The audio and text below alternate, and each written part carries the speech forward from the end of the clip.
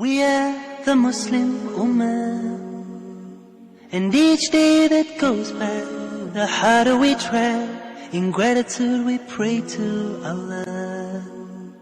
Chosen as part of the best of mankind, we spread the word of Islam. Each man at each hour, in all of his power, each flower, each tree. Assalamu alaikum wa rahmatullahi wa barakatuh. Welcome to a new episode of our exciting journey through the Islamic history of Europe. Now, it is indeed exciting, and the last episode went to Macedonia. It took us to the biggest province of Greece. It took us to the province of Macedonia. Just a quick look at it again. Take a look at the map. Now, the map shows you the biggest province all the way in the north of Greece, Macedonia, in the west of Thrace. Now, we've spoken already about Thrace, and west of Thrace we can find Macedonia with the capital Salonika, Thessaloniki, as it's called in Greek. Now, I would like to take you back, actually, to the last city that we discovered in our last episode, which was the city of Drama, in Macedonia still. And I would like to show you a small video which I could make while I was there. I've just been inside this masjid, Sadrivan Jami, as it's called, Sadrivan Mosque. It's in the center of pretty city of Drama. It's in a devastating situation here.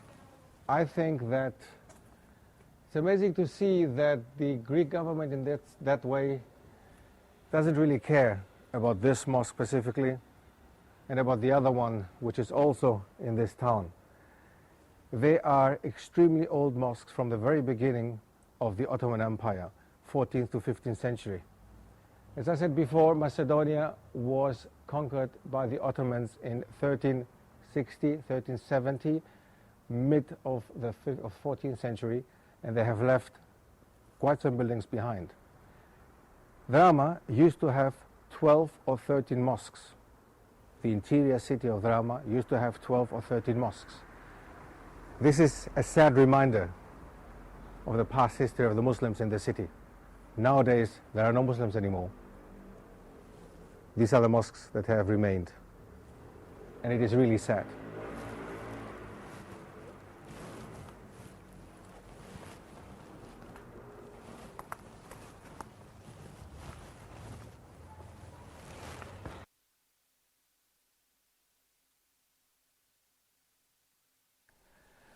Well, at the end, we could see the paintings on the wall of this mosque, of this very old mosque, as I explained already.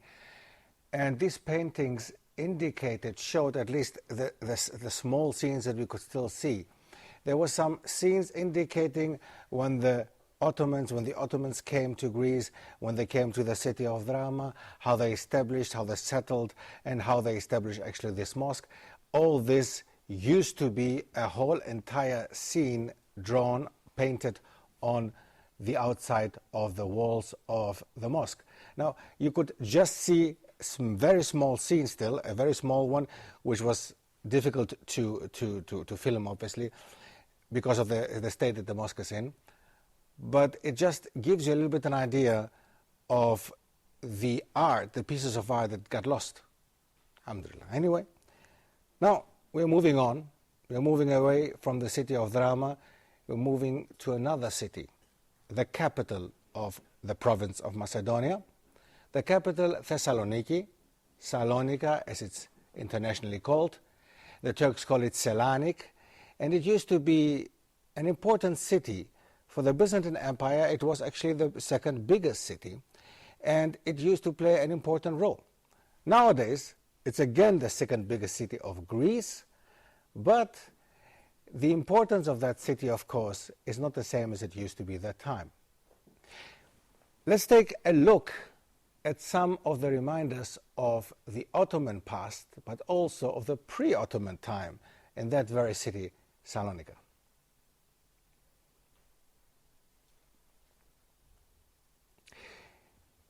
the one that you can see now in front of you, this is a minaret.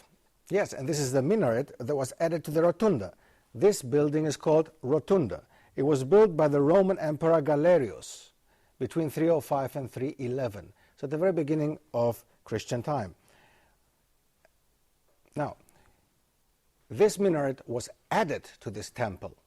This temple used to be a temple for pagan practices. After that, it was during the time of the Byzantines, it became a Christian church, and in the end it became a mosque. So the Ottomans just added the minaret to it and made it a mosque. Again, it shows the tolerance, that they just left the pagan building because they could have just got rid of it. They could have built another mosque there. They could have done so many things which they didn't do in the end.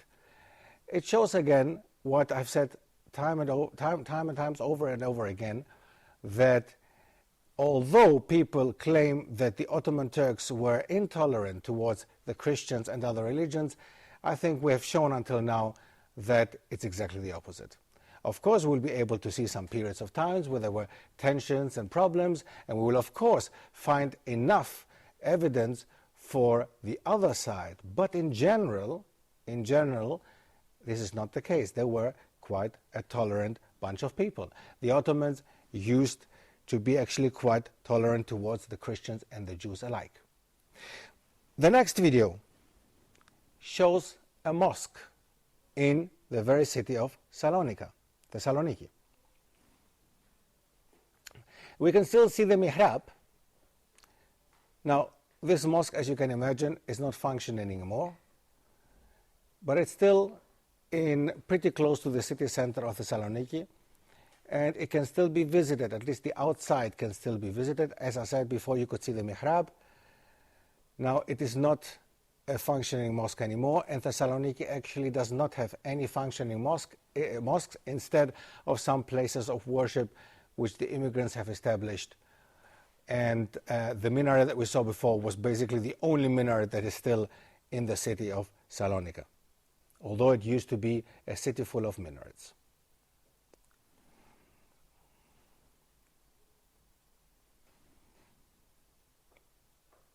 Now, I think it is interesting to see the contrast between certain mosques and certain Ottoman buildings and monuments, the way they were left to basically get destroyed, to destroy themselves from within, like the one we saw before at the very beginning of this episode in Drama. Now, this one in Thessaloniki, of course, tells us a different story. It looks nice, it's painted over again, it is kind of renovated, it is not in use, it's not used as a place of worship, but it is there, and we have to acknowledge that, mashallah. It was not destroyed. Now, another monument which can be found, which is basically the landmark of Salonika, this big city, the second biggest of Greece, is the White Tower. It is interesting to know that it was built during the Ottoman time in the 15th century, and it used to be the guards' quarters of the Janissaries, and then it served as a prison for those who were convicted to death. It was built on the place where an older Byzantine tower once stood. Now, it is still interesting, again, to know that this is the very landmark of Salonika, Thessaloniki, the second biggest city of Greece. And it's not something that the Greeks are proud of, to say that, yes, it was built during the time of the Ottomans and it reminds you of the Ottoman Empire, but actually it just reminds you of the Ottoman Empire if you know that. Now, if you don't know that, then obviously it's just a landmark, the landmark of Thessaloniki.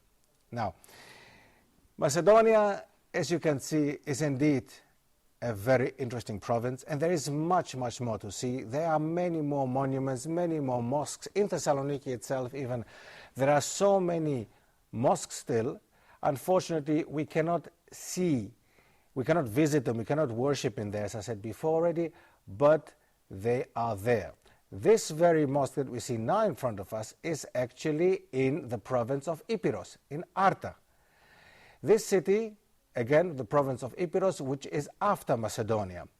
It's under the Albanian border, around 100 kilometers from the Albanian border, and in this very mosque we can find still icons nowadays. What the church has done, the mosque has become property of the church, and they have converted it officially into a church, and have just put 2 or 3 icons in there just to make sure that, yes, you should know that this is church property. So this very mosque, which can still be visited in Arta, is actually there, but it has actually become a church now. But again, it's not used for neither place of worship for the Christians nor as a place of worship for the Muslims at all. It's just there. We are hoping the government has some plans, I heard, but we don't have accurate sources for that. I heard that the Greek government is intending to make this place again a church and make use of it as a place of worship for the Christians. We're not very sure what's going to happen, but last time I was there, what they had done indeed, they had cleaned the surrounding out, and I will be able to show you later some of the surrounding videos, that I took around the mosque. Now, what we saw just now was the one inside. Can we see the other videos also, where it shows you the surrounding, and again, some of the videos that show the inside of the mosque?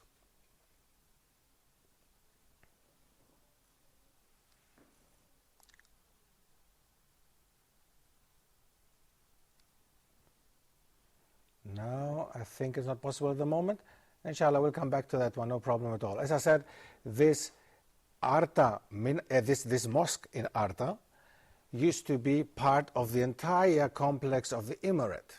The entire complex of the emirate. Now, the emirate, as I have mentioned in previous episodes, there was a typical idea of the Ottomans, a typical structure of the Ottomans to build emirates throughout their empire. For example, not only in Greece, but also in the other Balkan countries, you will be able to find emirates which had different buildings, and one of the buildings was always, or most of the times, a mosque. Now, like in the case of this mosque that we showed you before, the Faik Pasha Mosque, as it's called. And next to that, there was an orphanage. Again, close to that, the vicinity of the masjid, there were also places where you could go and eat, and you could give food to the poor. Some other monuments could have been a madrasa. So it could have been a whole entire complex, as it actually was in the case of Arta, the one that we saw before. So basically, this is an entire complex which we have seen and will see in other cities of Greece, as well as in the other cities of the Balkan countries, which the Ottomans have left behind. Now, we're going for a quick break. We'll come back to Epirus again, inshallah. Assalamu alaikum. Chosen as part of the best of mankind, we spread the word of Islam. Allah mentions Arabic words in Quran 11 times. This might be a sign for us to know the importance of studying Quran and studying Arabic language, because it's the door to know more about Quran. Ubay ibn Ka'b, one of the most important Sahabas, advised the Sahaba, telling them, teach your children Arabic like you teach them to memorize Quran. See how important it was. And they are Arabs. Umar ibn al-Khattab, may Allah subhanahu wa ta'ala be pleased with him, said, learn Arabic because it is part of your religion. Arabic is part of our religion. So how are we going to study Arabic and learn Arabic together in this course? This basic Arabic course contains 7 levels, starting with the 0 level, the ground level. Each level contains 13 sessions, 45 minutes each, and we have 2 quizzes in each course, and we have the final exam.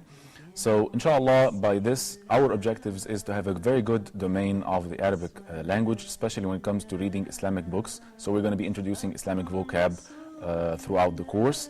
So go ahead, please, and enroll in our basic Arabic course, as Arabic is the official language of more than 20 countries, and Arabic is the key and the door of all Islamic sciences. So please do enter this door from the correct way, Arabic language. Huda Academy, your gateway to authentic Islamic knowledge. Chosen as part of the best of mankind, we spread the word of Islam. Assalamu alaikum wa rahmatullah, and welcome back to this episode after the break. Now, before the break, we had the chance to take a look at Epirus. Epirus is a province under the Albanian border. We've spoken about it before already. Let me just show you again quickly on the map. We can see on the map Epirus all the way in the northwest of Greece, under the Albanian border, under Macedonia, next to Thessaly. Now there we went to the city of Arta. Arta is a very tiny, a small city in Greece, not even 30,000 inhabitants, and still it has some Ottoman reminders, which I started showing you actually one. I showed you the mosque, which is still there, which was part of the emirate. And this very masjid, this very mosque, is in a part which is called Marathi nowadays in Arta. The population, the inhabitants of Arta know this area as Marathi. Why? Because of the emirate. Most of the people who live there don't even know that. They don't even know that there used to be an emirate there, and they don't even know that there is still a masjid there which can be visited. It cannot be used as a place of worship, as we had seen before in the video, and I will show you again another video which shows you the outside and the inside of this mosque, and you will understand why you cannot use it as a place of worship. Now, we can see the mosque now. As you can see, the surrounding unfortunately hasn't been cleared yet. I had the chance to go back again recently, some months ago, and the Greek government indeed had cut down the trees. So I think it is much, much easier to be viewed nowadays. That's the inside of the mosque. And as I mentioned before our break, I mentioned that the church has taken this property over and has put some of the icons in there to make a point that it has become now a church which is called the St. Ioannis, Agios Ioannis Church, St. John. Now again, you can see the outside of the mosque.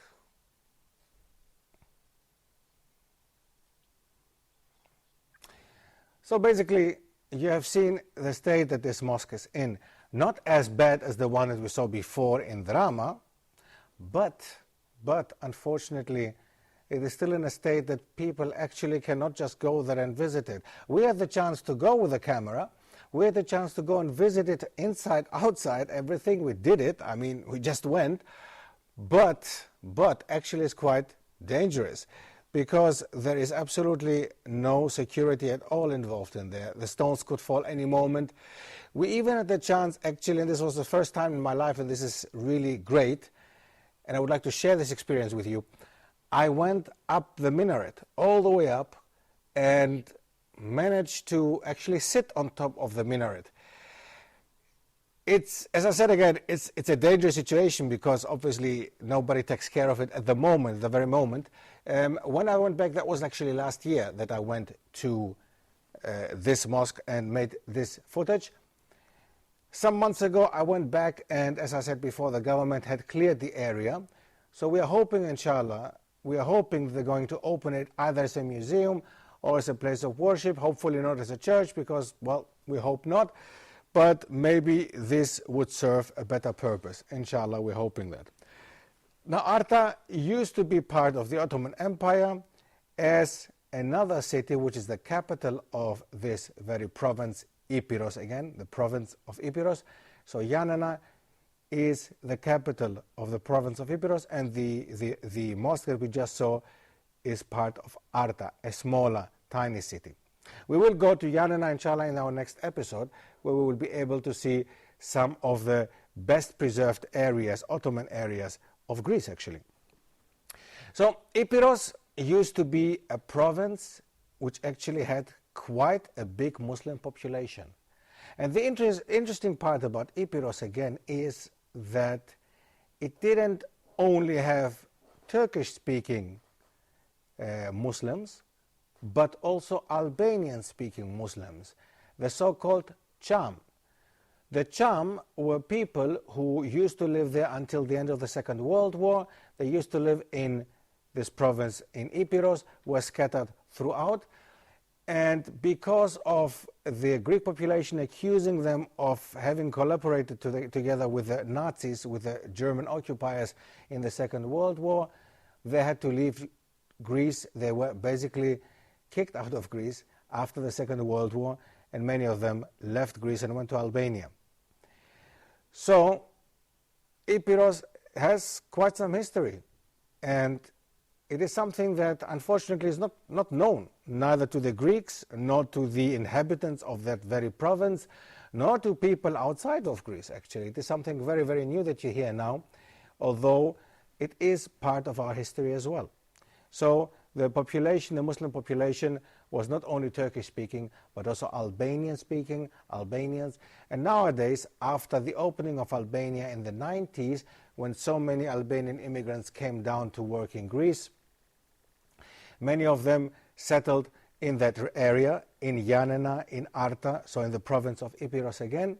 They settled in that province and started working, either establishing their own businesses or started working for Greeks, collecting oranges or working on farms. Now this, seeing that, as you can imagine a little bit, the trauma that the Greeks went through, because as I said, they accused the Albanians, the Albanian Cham population, of working together with the Nazis, with the Nazis of the Second World War. That reminded them of that time, so that there had been quite some xenophobic incidents in that area, and not only in that area, in the whole of Greece actually, after the opening of Albania, after so many Albanian immigrants came down to Greece. But especially in that area, they were reminded of the fact that Epirus used to be an important place, an important part of the Ottoman Empire. Ali Pasha used to rule that entire area. Arta had a big Muslim as well as Jewish population. None of them is to be found nowadays in Arta.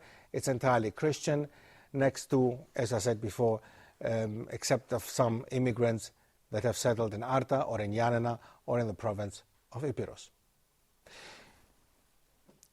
The province of Epirus actually is, next to its historical importance, is to me personally of importance, because my father is originally from Arta. And believe it or not, when I went there to go and see the mosque, which I had read about, to find out, because I've done some research about this area, of course, and I found out all that I told you just now, plus that there is still a mosque in Arta. When I asked around, like, where is this masjid, where is this mosque, everybody would tell me, we don't know what you're talking about, there is no mosque here. And they were very surprised when I grabbed my cousin by the hand and just said, okay, I read about the directions of where to go to around that area to be able to see the mosque still. And I took him by the hand and I said, come on, let's drive over there and I will show you that there is a mosque. And this, my cousin, this very man who grew up there, for whom it's actually his city, that's his home, he was surprised when I took him by the hand and I showed him the mosque in his city. And he didn't believe, actually, although he could see it, he couldn't believe that there was such a massive building, the one that we saw before, that was still there. And he was surprised himself why the tourist authorities haven't made use of this part of our history to invite tourists to come and see that area. Because indeed, Epirus is not a very touristic area. Not many people go to Epirus because they think that there is not a lot to see, although I think we are proving them wrong at this moment. And not only the city of Arta, but as I said, in the next episode we will go to the city of Yanina, inshallah, where you will be able to see even much more, and many more monuments from the Ottoman Empire. There is some interest at this moment. In the last 2 to 3 years it has developed, and I want to say that here. The Greek government and the Greek tourism authorities are trying to push a bit, slowly but surely, towards acknowledging the Ottoman past that we have had in Greece. They're trying to create a kind of, let's call it, Ottoman heritage tourism, slowly but surely, as I said. And even the Ministry of Foreign Affairs has issued quite a detailed book, which was published just some years ago, about the Ottoman heritage and the Ottoman monuments that are still available, that can be seen in Greece still. Most of them, as I said, unfortunately, as we have visited some of them, Most of them are not open for the public, not yet. So we are hoping that, inshallah, also this very area, this specific area of Epirus, which has a lot to show, could attract some more tourists, which would be a welcome investment, of course, for that part of the world. Epirus is a very mountainous area, as we had seen the mountains and the hills before, and what we saw in Albania, pretty much that's the way Epirus also looks like. It goes on into the north, which is called, in Greek, the Greeks call it northern Albania. Sorry, northern Epirus. Let's put this straight again. The southern part of Albania, the Greeks still refer to as northern Epirus. So they consider this part of Greece, and there is quite a Greek minority living in that area. Now, inshallah, in the next episode, we will go deeper, inshallah, into the issue of Epirus, inshallah, and we'll visit Ioannina, the biggest city and the capital of the province. Jazakumullah khair for watching, and I'll see you, inshallah, next time. Assalamu alaikum wa rahmatullah. We are the Muslim Ummah, and each day that goes by, the harder we try. In gratitude we pray to Allah. Chosen as part of the best of mankind, we spread the word of Islam. Each man at each hour, in awe of his power, each flower, each tree, everything that we see. Spread the word, oh man. Spread the word of Islam. Oh, fortunate one, paradise must be won.